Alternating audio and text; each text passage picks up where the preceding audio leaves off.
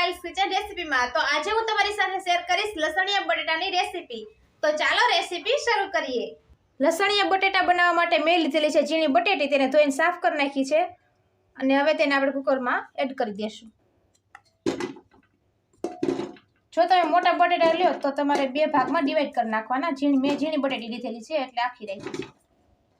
કુકરમાં આપણે બધી એડ કરી દઈએ અને 1 ચમચી મીઠું એડ કરી દઈએ અને બટેટા બુડે એટલું પાણી એડ કરી દઈએ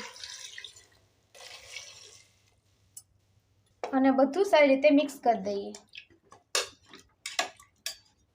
અને હવે કુકરના ઢાંકણને કરી દઈએ બંધ અને હાઈ ગેસની ફ્લેમ ઉપર આપણે 1 સીટી વગાડી લઈએ। આપણે 2 સીટી વાગી ગઈ છે અને ગેસની ફ્લેમ બંધ કરી દીધી છે અને કુકર આપણું સારી રીતે ઠરી ગયું છે।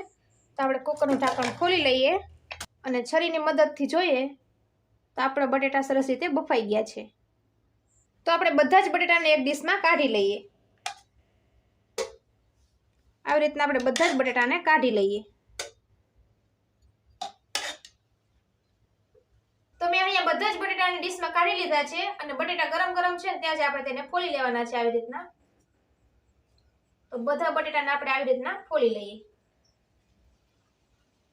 આવી રીતના આપણે ફોલવાના છે। તો મેં અહીંયા બધા જ બટેટાને ફોલી લીધા છે અને હવે કરશું આપણે તેના લસણિયા બટેટાનો વઘાર। લસણિયા બટેટા બનાવવા માટે મીડિયમ ગેસની ફ્લેમ ઉપર મેં એક તપેલું રાખેલું છે, તેમાં આપણે 5 મોટા પાળવા તેલ એડ કરી દઈશું।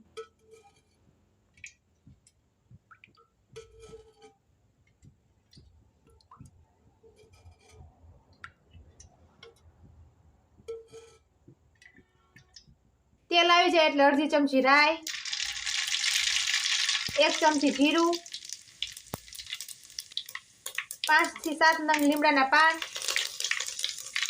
અડધી ચમચી હિંગ એડ કરી દેશું અને મસાલો સારી રીતે કૂક થઈ જાય એટલે એમાં નાખી દઈશું આપણે 2 મોટા ટમેટા લીધેલા છે, તેનું કટિંગ કરેલું છે, તેને આપણે નાખી દઈશું અને ટમેટાને સારી રીતે સોતે કરી લઈશું।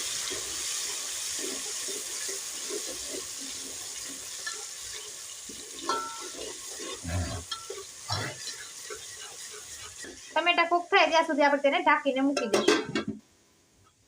ગ્રેવીનો મસાલો બનાવવા માટે 1 વાટકીમાં આપણે 3 મોટી ચમચી લસણની ચટણી લીધેલી છે, તેને એડ કરી દઈએ।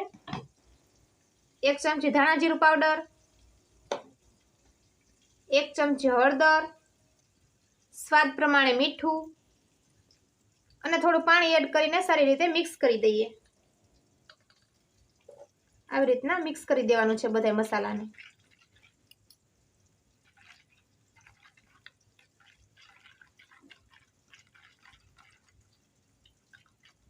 આપણે હજી થોડા પાણીની જરૂર પડશે તો થોડું પાણી આપણે એડ કરશું અને સારી રીતે મિક્સ કરી દેશું બધા મસાલાને। તો આપણે ઢાંકણ ખોલીને જોઈએ તો આપણા ટમેટા સારી રીતે કૂક થઈ ગયા છે।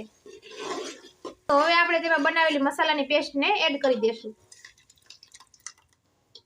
અને સારી રીતે મિક્સ કરી દેશું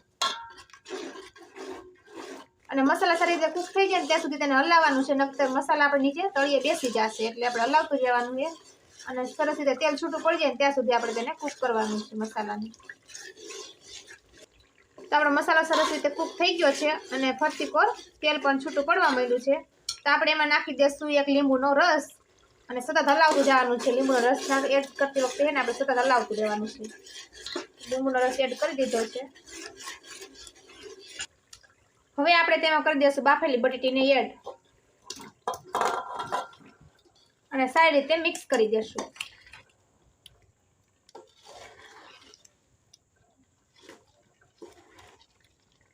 બટેટી ભાંગે નહીં એવી રીતના આપણે મિક્સ કરવાની છે। તો આપણે બટેટાને સરસ રીતે મિક્સ કરી નાખ્યા છે અને હવે આપણે ગેસની ફ્લેમ કરી દઈએ બંધ અને ઉપરથી આપણે લીલા ધાણાને એડ કરી દઈશું અને હવે આપણે તેને ભૂંગળા સાથે એક પ્લેટમાં સર્વ કરી લેશું। તો ફ્રેન્ડ્સ, આપણે લસણિયા બટેટા બનીને તૈયાર થઈ ગયા છે। જો તમને પણ તીખા તમતમતા લસણિયા બટેટા ખાવાનું મન થાય તો મારી રેસીપીને જરૂરથી ટ્રાય કરજો અને મારી ટ્રીક સાથે જરૂરથી બનાવજો। લસણિયા બટેટા બનાવતી વખતે આપણે મસાલાને ડાયરેક્ટ તેલમાં એડ નથી કરવાના, પહેલા પાણીમાં એડ કરીને સારી રીતે મિક્સ કરીને પછી તેલમાં એડ કરવાના છે, જેથી કરીને આપણે મસાલા સારી રીતે કૂક થઈ જાય અને તેનો સ્વાદ પણ સરસ રીતે આવી જાય અને ગ્રેવી પણ સરસ રીતે ઘાટી બની જાય. લસણિયા બટેટામાં રાઈ, જીરું અને મીઠો લીમડો ઓપ્શનલ છે. તમારે નાખવો હોય તો તમે નાખી શકો અને સ્કીપ પણ કરી શકો છો. તો ફ્રેન્ડ્સ, તમને આજનો મારો વિડીયો પસંદ આવ્યો હોય તો કમેન્ટ સેક્શનમાં જરૂરથી કહેજો અને મારા વિડીયોને લાઈક અને તમારા ગ્રુપમાં શેર કરજો અને મારી ચેનલ પાયલ્સ કિચન રેસીપીને સબસ્ક્રાઇબ કરજો અને બેલ આઇકન દબાવવાનું ભૂલતા નહીં, જેથી કરીને નવી રેસીપીના નોટિફિકેશન તમને મળતા રહે. તો ફરી મળશું નવી રેસીપી સાથે.